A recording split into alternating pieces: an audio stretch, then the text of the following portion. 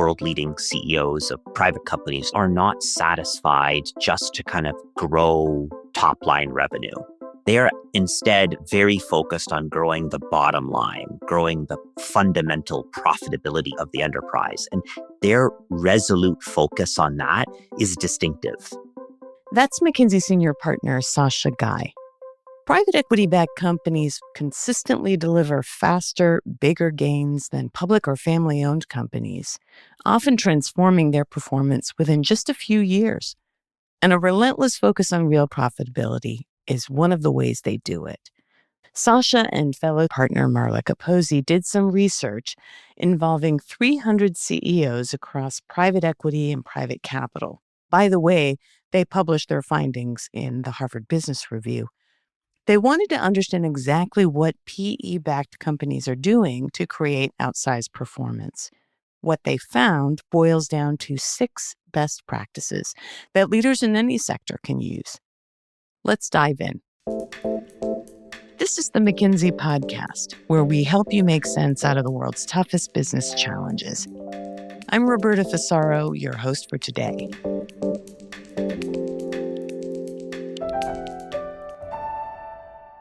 Marla, Sasha, thanks so much for joining the podcast today. Thank you. Thank you.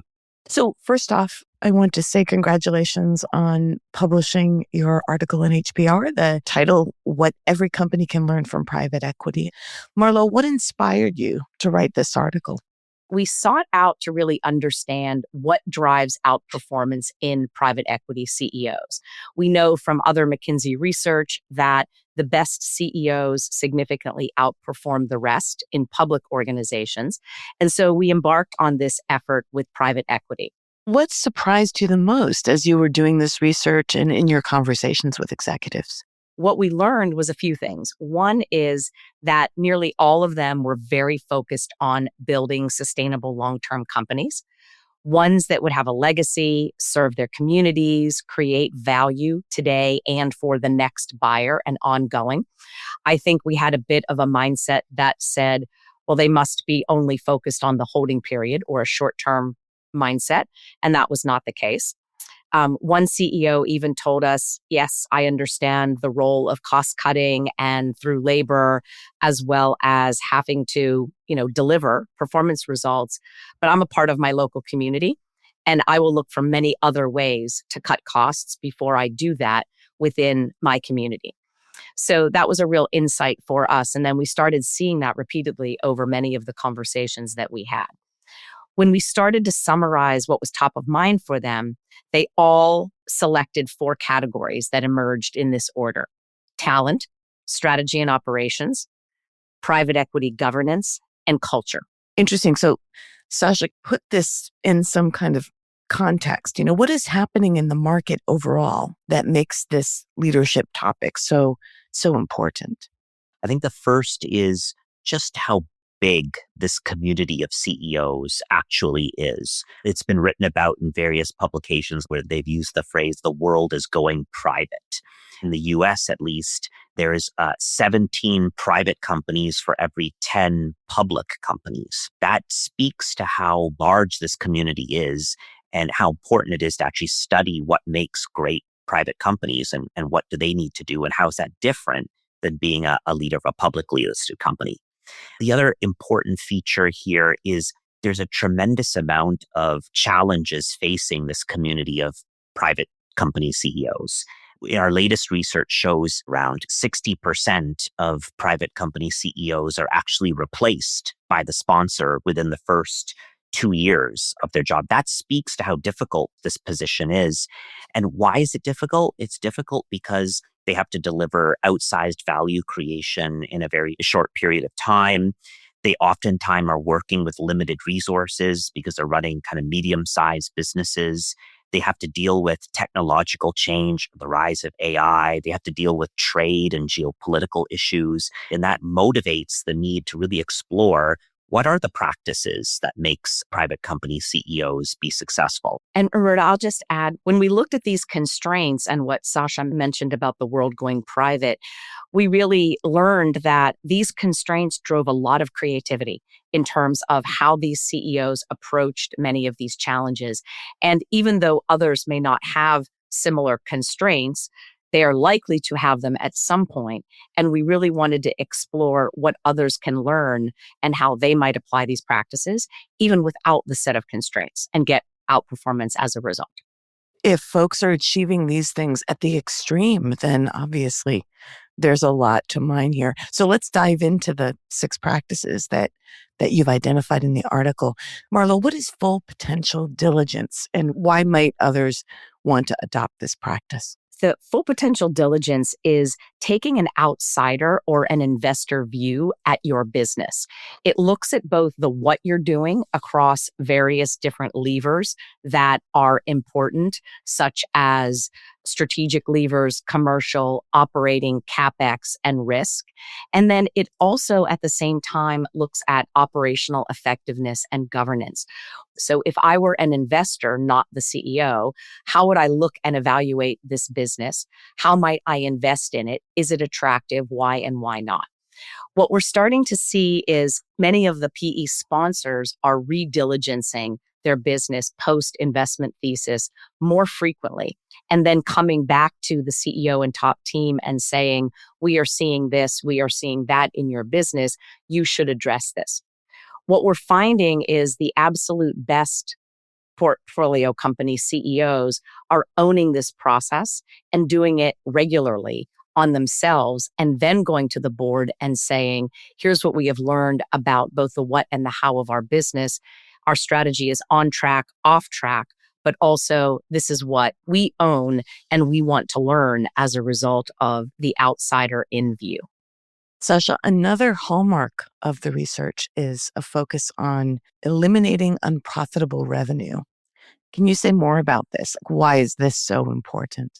World leading CEOs of private companies are not satisfied just to kind of grow top line revenue. They are instead very focused on growing the bottom line, growing the fundamental profitability of the enterprise. And their resolute focus on that is distinctive. And so if you take that lens and you're resolutely focused on profitability, it causes you to look at your business in different ways through different lenses. And one of the lenses that we have heard of time and time again is product or customer profitability, starting to slice and dice your business based on the individual products you sell or the customer segments that you sell to. So I'll give you just one quick example to kind of bring this to life, right? A particular company that we were working with, they had 20 product categories and they never looked at it at the product profitability level. But once we did the fundamental analysis to kind of allocate all the costs to the different products, like the front office costs, the back office costs, sales costs, everything to the individual products, it was very illuminating. They discovered 9 out of their 20 products were actually unprofitable. And by removing those 9 unprofitable products, they were able to drive free cash flow up by more than 17% and add significant capacity that they could reallocate to their profitable products to grow that. So that's an example of what we mean by eliminating bad revenue. Revenue went down a little bit, but profitability went up dramatically in this situation. And that's a little bit of the logic that we have seen, private equity CEOs take to deliver outstanding performance. How hard is that to replicate, say, for public company CEOs? So it's the same logic. You have to say how much time is being used, how much energy does it take, how many people are allocated to that particular job versus this. So you have to do a little bit of what I would call plumbing and spade work to get it set up. But whether you're public or private, there's no difference. It's the same logic. It's the same process. It really challenges the mindset that we hear from many leaders that all revenue is good revenue. You first have to be willing to challenge the core belief that all revenue is good revenue, look at the numbers, and then be willing to take action against that. Sasha, you also highlight the need in this article to clean sheet the labor pool in order to work more efficiently, more effectively. But that's not just about cost cutting, right? What does this best practice entail? What we found, what Marla and I found, is when you talk to the leading private equity backed CEOs, and they say, what should be the cost of my finance function or my sales organization? I actually don't care what the cost is right now. I want to build it from the bottom up. And that's where this word clean sheeting comes from, right? I'm going to take a fresh look at what it should be. So what do you actually do? Well, you do a few different things. One is you kill low ROI work. You centralize groups rather than having a disparate set of call centers and a disparate set of service centers. You bring them together under a consult with better supervision, tends to improve performance. And if you reallocate work from lower to higher performers, you can improve productivity and save costs as well. And then you rebuild the organization. And based on all of these levers, you say, okay, what should this organization look like to actually deliver the service or the capability for the best possible efficiency? When you do this, you're actually able to deliver significantly better customer experience, employee experience, because high performers want to work with other higher performers, right? And oftentimes you can reward those people more for the performance they deliver. And all of those things results in a healthier organization, not just a more efficient organization. Sasha, one question there. How often do PE company CEOs sort of engage in clean sheeting? Is it something that you do frequently? Is it something that you just do one time and let it go? Like, how should CEOs think about clean sheeting? Yeah, I think they tend to do it in a few specific instances. I think the first instance is oftentimes as part of the full potential diligence. So they're building what's called a VCP, which is a value creation plan. And as part of that, they'd say, okay, if we clean sheet a few of these different functions, what could we potentially get in terms of effectiveness and efficiency? Another period is typically getting closer to the midpoint of the hold period. So remember, in private equity, hold periods are typically between, call it 5 to 7 years. And then finally, towards the end of the hold period, when they're looking at a sale transaction, they may want to quantify what the upside potential is for the next buyer that they could harvest and then potentially gain some of that in the sale price. Marla, I'm going to switch gears a little bit. I wanted to get into a discussion about talent and culture. One might assume that PE portfolio companies would need to focus less on this given the short-term timeframes and so forth. But is that really the case? Interestingly, it is not the case, and it is a huge priority. The best CEOs really focus on having a what we call fit-for-purpose leadership team. There's two important questions. Am I holding them accountable, and do I know that they have the expertise and the ability to deliver on what is needed in the absolute short term? The second question is a more interesting one, which is if I start to look ahead, even a 3 or 4 year time period to the end of the hold period or for the next buyer, then is this still the right team that can deliver on those ambitions and that value creation plan? Oftentimes the answer is no, or it's a mix. And then they put that discipline in place to execute against that. Having the right team is one of the most important drivers of performance. And we see in all of our research that the right teams outperform significantly along the way. What's interesting is many organizations might embark on a culture change that could take 3-5 years. It takes a lot of work and a lot of time to truly drive change. But private equity CEOs have to ruthlessly prioritize what will make a difference within the context of the holding period. Governance and ownership. They're among the most significant differences between private and public companies. What do the best PE CEOs do here that would be relevant for others, and why? So the best CEOs in this case really take stakeholder management as driving towards making the board a value creating role, as opposed to compliance or box checking, et cetera. They establish real trust one-on-one, starting with the chair and with each member. They're very transparent. Obviously, nobody likes surprises. We hear that all the time, but they're out in front of most things with the board. They're having far more interactions with the board than for a year. In some cases, I've heard from CEOs, I'm meeting monthly with the chair. I'm meeting weekly with the chair. I'm meeting weekly with the board. So it's a very much more dynamic, collaborative partnership as opposed to really thinking about it as board versus management, which is what we talk about a lot, especially on the public side. And in that case, there's areas of ownership versus operational power that CEOs and boards have to sort out.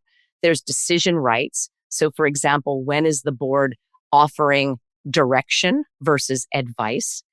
A lot of this tends to be the human dynamics of collaboration and stakeholder management. And so they end up being really good at that. And it takes time. It is a real time commitment, and it requires deeply understanding how to engage with each of them and how to engage with boards. Right. So actually, Marla, that's a great segue to another question. Sasha, I'm wondering the phrase, treat your time as capital. What does this mean for a CEO and a senior leader?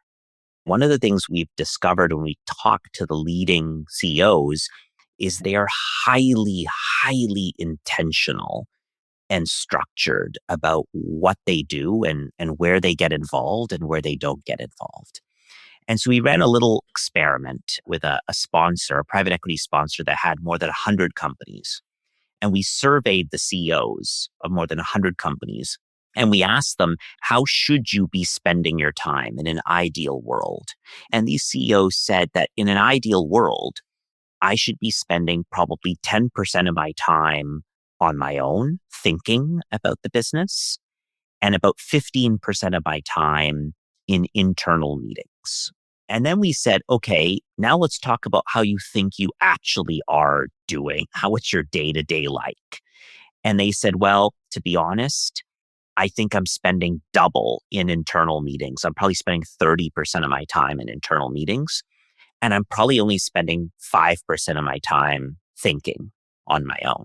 Then we actually got access to their Outlook calendars, and we actually crunched the numbers, and we found out the amount of time they were spending on their own thinking was actually zero, which means they had precious little time to be spending on customers, thinking about strategy, thinking about culture, and all the other things that we talked about. So that's why we use the phrase, treat your time as capital.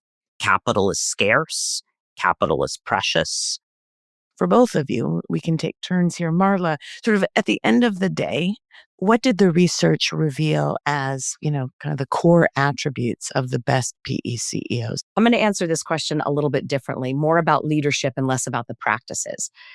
What we heard from the CEOs we spoke to when we asked them, what do you believe made you successful and helped you achieve your role as a CEO?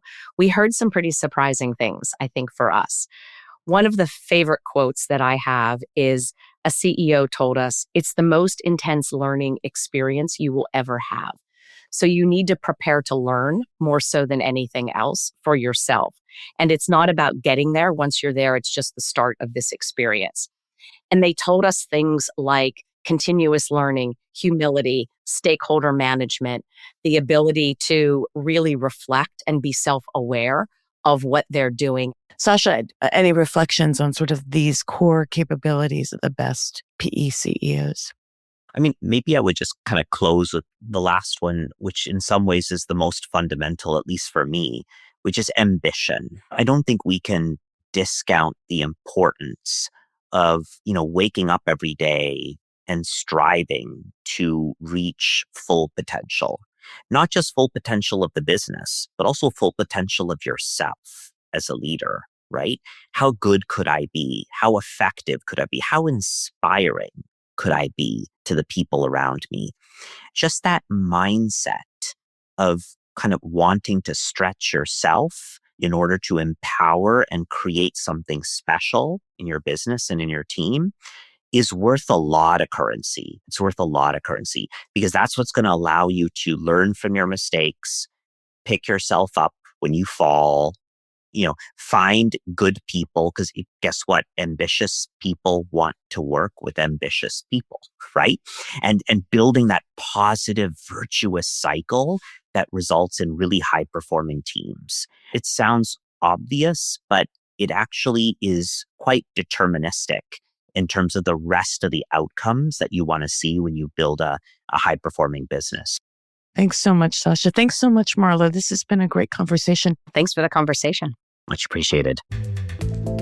Thanks so much for listening to the McKinsey podcast. I'm Lucia Rahili. And I'm Roberta Fasaro. Find us on McKinsey.com. We'll have a transcript of this episode up shortly.